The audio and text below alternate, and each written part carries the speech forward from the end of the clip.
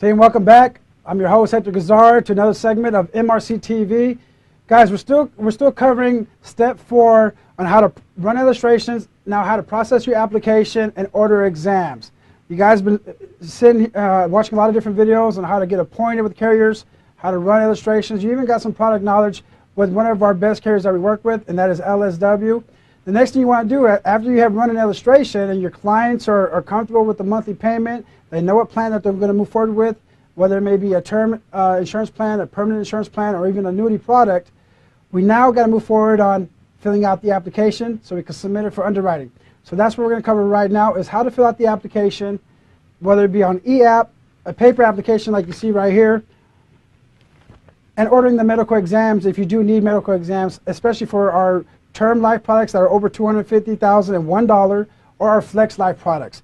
Okay guys, so what we're going to do is we're going to go right into the training. This is how to fill out a paper application and order your medical exams.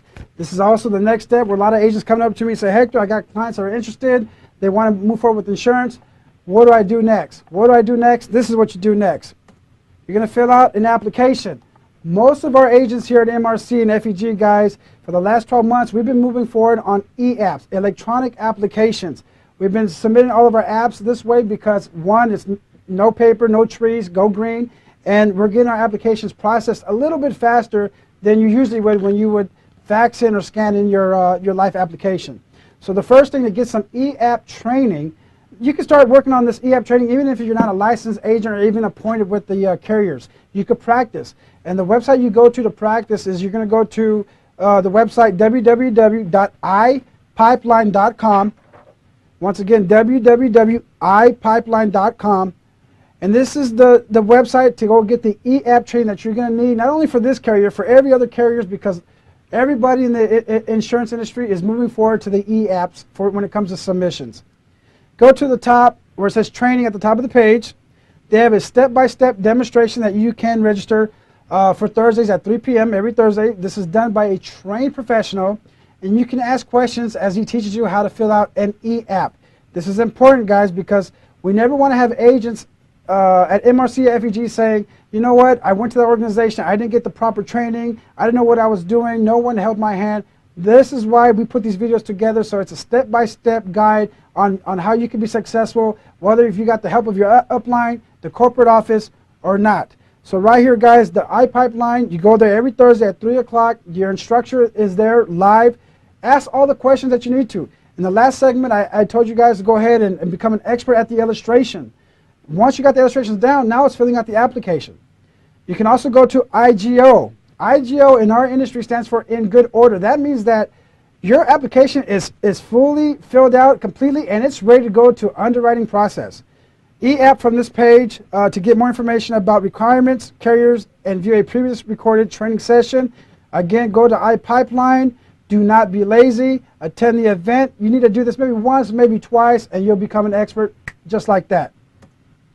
If you do not have the capability to do the e-app and you still want to do the traditional paper application, pull out your application out right now in front of you. Okay, put out your paper application, and we're going to go through it right now on how to fill out a paper application until you get the training that you need for the e-app. Okay, in the future you're going to want to submit all your applications by e-app. You're going to see that the underwriting and the approval turnaround time is a lot faster, and not only that, your client's going to get insured quicker and you're going to get paid quicker too, and that's going to help out you and your family and continue to get you motivated and stay motivated in this business. So let's take a look. When you open up your application, in the very inside cover, it has some helpful tips. You need to read it, okay? One of the things you need to do is you need to read the application prior to even going on your first appointment. The best way to do it is fill out an application on your own life, on your own self, okay? So you don't look like a ding-dong in front of your client and looking like this is the first time you ever saw the questions in your life. A client's going to sniff that and realize that they're probably not dealing with the most competent person in this field, and you always want to be prepared and ready for your clients. Show that you're a true professional and you know exactly what you're doing and what you're talking about. So in the helpful tips, it says this: use this application kit for LSW applications, better known as application 8121.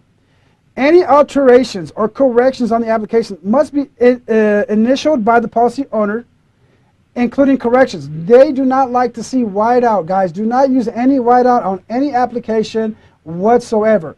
You can go ahead and scribble it out, initial it, and you're okay. It's good as new. Okay, you don't need to start all over. Just do not, I repeat, do not use whiteout on your applications.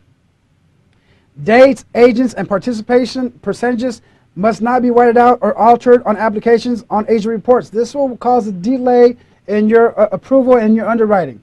Okay, issue age. Calculation for Flex Life should be the age of the nearest birthday. Again, issue age calculation for Flex Life products should be the age of the nearest birthday. All other products use age of the last birthday. Okay. No HIV consent form is needed for ages 0 to 14 for juveniles. Additional forms may be required when applicable. For example, a 1035 exchange, forms transfer, an 8453 employer own notification consent form, 9402 medical eligibility form, a 1480 avocation, aviation, and foreign travel.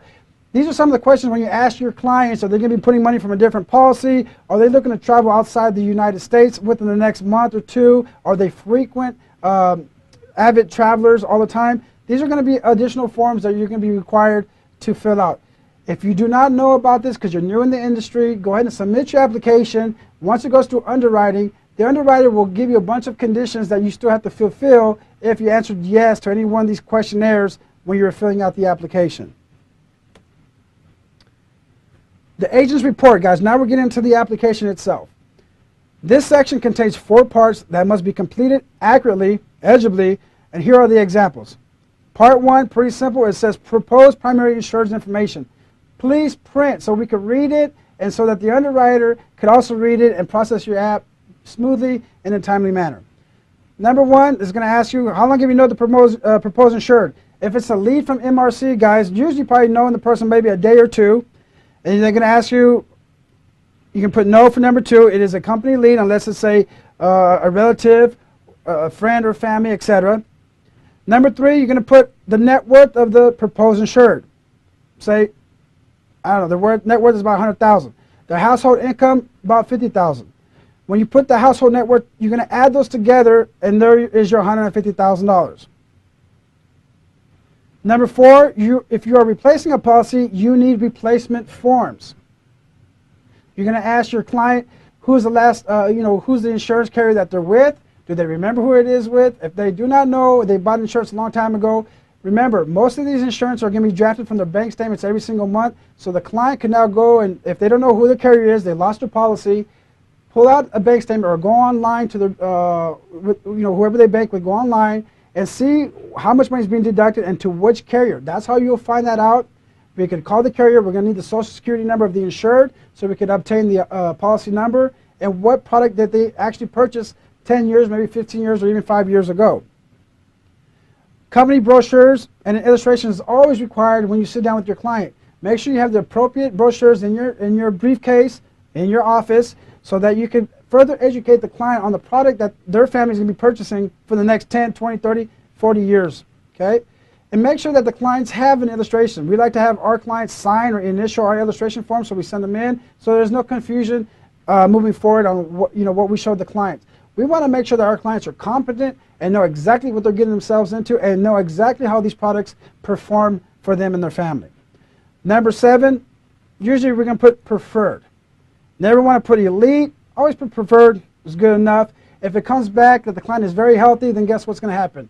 The insurance is going to be a little less expensive, and now you're going to overpromise then you don't want to overpromise and not deliver. Okay, we want to make sure that we over-deliver and under-promise. Okay, guys, that's what we're doing right there when we're rating the health of the individual. If you know he's a smoker, do not put that he's elite shape to show that he's gonna have more money in his cash value of his policy.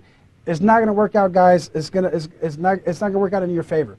Okay, if he's a smoker, it's gonna show up in the medical exam.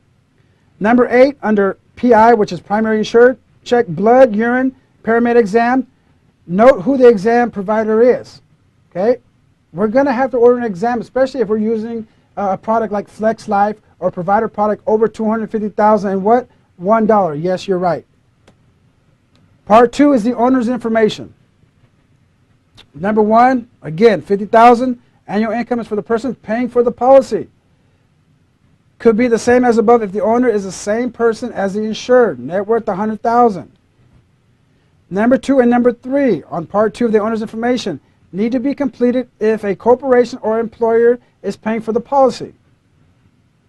And number 4 is no, making sure you're not aware of any fraud. Number 5 also is no. You know, the carrier wants to know if this client is being induced to buy this insurance policy for whatever reason, or maybe that they're looking to sell this policy in the future during a life settlement program. Carriers do not like this, guys, so we're going to be putting for number 4 and number 5, no and no. If I'm going too fast, you can always go back, guys, slow it down, rewind it. This is a step-by-step on how to fill out the LSW Life Application Kit, okay, if you're filling it out manually. Part 3, notes. If you're a new agent and your agent number is pending, please provide your email address. In some cases, you want to put your social security number down there as well. So if your code is still in the process and you're writing up business because you're off to a fast start, we want to make sure that you're going to get paid on those policies, and even if you don't have an agent code because it's pending. You're still going to get paid. Don't worry about that. LSW is going to take care of you. Part 4, your agent signatures. If you have a split sale, we're going to need signatures for both agents, and we're going to need the agent's codes for any agent that you're splitting the sale with. Maybe it's a split sale, maybe it's a referral, whatever it may be. Life insurance application Part A. This section contains sections A through J that must be completed accurately. Here are some explanations. Part A, proposed insured and plan information. Number 16, A, usually level is normally for adults. B, usually is increasing, used for kids' college plans.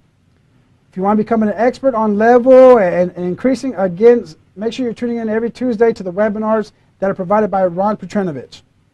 Number 17, GPT, Guideline Premium Test. What is it? Again, you can hover on to the left, click on it, and it'll give you the definition and what a Guideline Premium Test is. Number 18, check Accelerated Benefits, ABR, and Children's Term Rider if applicable. If a client wants term insurance for his kid, it could be added on as a rider with their permanent plan. You cannot get insurance on the kid unless the insurance, there's insurance on the adult. Remember, guys, you cannot, if a father is trying to get insurance on his kid and he doesn't have insurance, it's not going to happen, guys. The state of California looks frowningly on that. So make sure that if they want to get insurance for their kid, it's a permanent plan. That could be a college plan, and make sure that the owner or the parents are also, they also have the accurate insurance too. Okay. Number 19, source. Is your income or your savings plan? Where's it coming out? How are we paying for this policy? Number 20, owner information. If it's different from the proposed insured. Okay. For example, I pay for an insurance policy for my father. He's the insured, but I'm the owner. Okay, I know that I'm going to be taking care of his estate when that time comes. So I'm paying for his policy. I'm keeping it up to date, and I'm the owner of that policy. If the owner is the principal insured, they may want wife, kids to be beneficiary or estate. If the owner is a father of the primary insured, then the owner would be or probably wants to be the beneficiary. Okay, obviously, if I'm paying for the insurance, I'm the beneficiary for my dad. My dad has his own insurance plan for his kids. I have an insurance plan for him, and I'm the beneficiary for that. So I can go ahead and take care of the estate when that time comes. Life insurance application Part B and C. Part B, enforce and replacement information. Number 1, currently enforced policies with any other companies. They want to know this. Why are you applying for more coverage? Are you looking to replace it? Is the stuff that we're offering you a lot better because we offer living benefits, and maybe the carrier that you're currently with does not offer living benefits? Number 2 and 3, are you replacing the enforced policies? If so, you would need replacement forms. Guys, what's key to keep in mind as you're a new agent in this industry, we never cancel out existing life insurance policies until we have an approval on the new insurance policy and the client has accepted the new policy moving forward. We never want to cancel cancel the old policy and leave our clients uninsured in case something bad is to happen. You do not want that. You don't want that on your shoulders. You do not want that on your career. Make sure that you cancel out the policy once we get the new insurance approved and the client's ready to move forward and sign the policy. Then go back and cancel out whoever the carrier used to be. Part C, juvenile coverage, children's term rider, CTRs. Number 1, may or may not live with a parent. If they are divorced, Number 3, parent cannot have more insurance on their child than on their own life. Because there's crazy parents out there, guys. That's why it's there. Number 5, if more than one CTR, list the names of all the children being included. Do you have 3 children, 4 children? List all the names. Life insurance application part D. General information about the proposed insured. Real simple. Number 1, tobacco or nicotine products used. Number 2, have they been denied or postponed, rated, or modified in any way for insurance if they've already applied somewhere else and been denied? Have they had any motor vehicle violations in the last couple years? Speeding tickets or even a DUI could hinder them on getting approved for life insurance. That's a high risk. If you like to drink and drive, you're a high risk to the insurance company. If you like to drive fast, you're a high risk to the insurance company. Number 4, any felony or misdemeanor convictions. Be truthful, guys. Be truthful on these applications. You do not want to lie to the life insurance companies. Number 5, any bankruptcy proceedings, not including the ones that have been charged, that have not been discharged. Number 6, has the primary insured applied or has pending disability insurance in the last 12 months? Number 7, has the PI worked less than full-time, received or applied for workers' compensation in the last 5 years? Does a PI participate in any extreme life-threatening sports? Boxing, skydiving, etc. Does a PI do any other aviation activities besides traveling by plane, right? Jumping out the plane, etc. Is the PI going to live out of the country for more than 2 weeks in 1 year or in the next 2 years? Has the PI been convinced to get his life insurance in exchange for any incentives, free insurance or cash? Is someone telling him to get insurance?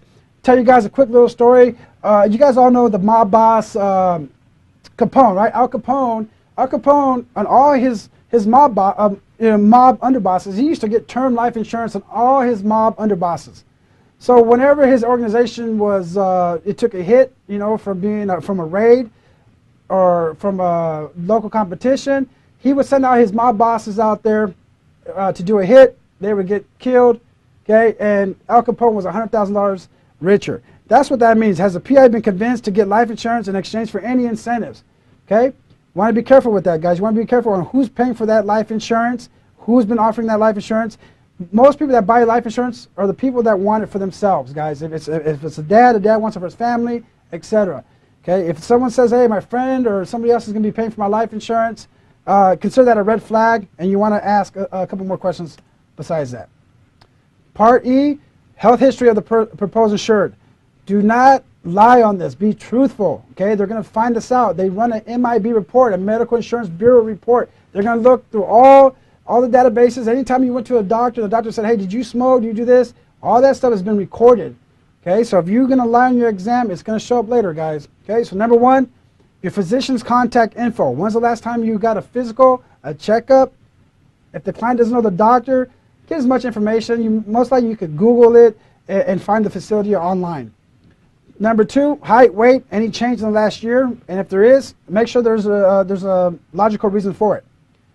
Number 3, list type, doses, and frequency of any medications. Number 4, diagnose, treat, or take any medications for high blood pressure, allergies, digestive system disease, nervous system, diabetes, high blood sugar, backbone arthritis disorder, urinary system disease, depression, anxiety, bipolar, cancer, tumor, and AIDS. Number 5, have you used marijuana, cocaine, heroin, or any other recreational drugs? Had x-rays or any consultation with any physician or been hospitalized within the past 5 years? Pending appointments with a medical professional for whatever reason? You're going to do a lap band? You're going to do any kind of future procedures? We need to know now. Has a parent or sibling been diagnosed or treated for cancer or heart disease? Remember, we're giving free living benefits, so they're going to ask these types of questions if this runs in the history of the family. And of course, number 9, your family history, your father and your mother. It's going to be pretty much the tough questions right there. So remember, guys, when you're filling out these applications with your clients, let them know you're going to get a little personal with them. You don't mean to. Okay, you're going to ask them some personal questions, and you don't mean to intrude in their personal lives and ask them if they smoke, or if they're doing recreational drugs, if they drink too much. this is questions that we need to get them the approval and get them the insurance that they need for their family. So let them know, hey, I'm going to ask you these tough questions right now. The first time, I'm not going to have to ask them ever again. Okay? Once you guys have gotten past that part and that hurdle, you're going to go to part F, which is the bank authorization. This is how we're going to pay for the policy every single month. Authorization for payment drafts from the checking account. With LSW, we have flexible dates that we could choose to elect the payment to be drafted every single month. So these are our draft dates. You can do it on the 1st of the month, the 18th of the month, the 15th of the month, or the 22nd of the month. Okay? You're going to need to make sure you have the bank routing number, the customer account number, or a copy of the voided check. Part G is just remarks, explanations for any sections. Okay? That's where you leave that in for any explanations. Part H is sales illustration certification. Check the box if the illustration of the policy was not signed for the purpose of explaining the non-guaranteed elements. Part 1, agreement and authorization, acknowledgement and understanding of all important notices, and agree that all answers given in this application are correct to the best of their knowledge. Part J, signatures. Signatures of proposed applicant, owner, and the licensed agent. And all premium checks should be payable to LSW. If the client wants to pay for the first month premium, their check is payable to LSW, not MRC, not FEG. That's going to conclude on filling out the application, guys. Remember, a lot of our agents are using e-app. It's a lot better. And once the application is IGO, means it's in good order. That means you hit the send button and it's submitted to your underwriter, and it's going to get fully underwritten and approved. And that could probably take about a week or two max when we're doing medical exams with the application. If you're doing a product or policy that has no medical exams, you can get paid out within 5 to 7 days. Now that we got the application taken care of, you've already run the illustration, what do you do next? Now you need to order medical exams. You need to make sure that we're getting these exams ordered right away, and we're getting the client to do these medical exams maybe within 72 hours of the initial application. So how do you order an exam? This is how we do it. One of the carriers that we use to order exams is a company called Exam One. You're going to go to exam1.com, go to it, log in, drop down to paramedic exam. You need to create an account with Exam One. This is how you're going to keep track of your clients, if they reschedule the nurse from coming out, if they postpone something, if something came up in their exam. This is where you're going to see it all. Enter your login, your email, your password, or register if you don't have one already. When inside the member site, click Place Order. Enter applicant's information and press Continue. Pretty simple. Review the information on this page. You can go back and change if there's any mistakes. The para exam, the blood should be automatically selected. Select any additional applicant needs and press Continue. For example, if the client can't do Saturdays, or they don't want you to go out, they don't want the paramedic to go out after 7 o'clock, that's where you put that in. Call Exam One if you need to cancel or change something after this point. Their phone number is 877-933-9261. Once again, the phone number is 877-933-9261. Exam One of the customer service representatives from Exam One will reach out to your client, set up a time that's best for them to either go out to their job or go out to their home to do the medical exam. If for whatever reason 2 days go by, 3 days go by, you don't hear anything from your client or from Exam One, give them a call. Stay on top of your business. You are responsible for your business. Okay? The phone number is there for you to call. Make sure you're on top of it. It should not take more than 3 days for a paramedic to get out there and do their job with your client. Another provider that we use is called Apps. It's another medical service company that we use. Again, if you don't have a password and an agent login, you need to go in and create one. You're going to go to appslive.com, appslive.com. This is where you're going to go get an agent login and a password.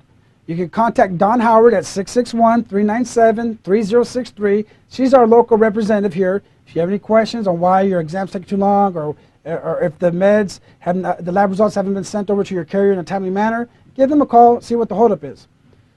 Again, go to Client Login tab, sign in, click Order Exam, enter all required applicants' information, review our information, add any agent notes if needed, and click submit order. Pretty simple stuff.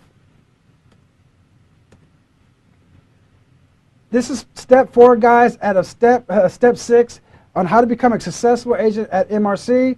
Today, hopefully you watched all the videos, you've learned how to run an illustration, fill out an application. Hopefully you're spending some time on how to fill out applications on eApp and go to iPipeline. And now you know how to order medical exams. Welcome to your new profession, your new career. Let's go out there, make some money. Everyone deserves some life insurance, guys. There's many homeowners, family members out there. Every time I drive by where they're having a charity event, a car wash for somebody because someone passed away because they didn't have life insurance, we need to make sure that we touch every single family, we touch every household, and make sure that every family has not only have life insurance, but they have the best life insurance that they can own in the industry, and that's life insurance with living benefits. Life insurance you don't have to die to use. Again, any questions, you can contact our local office, your corporate office, get together with your agent or your recruiter, call LSW. You have more than enough help, guys, enough phone numbers for you to be successful in this business. Till next time, guys, I'm Hector Gazar, and I'll see you guys at the top.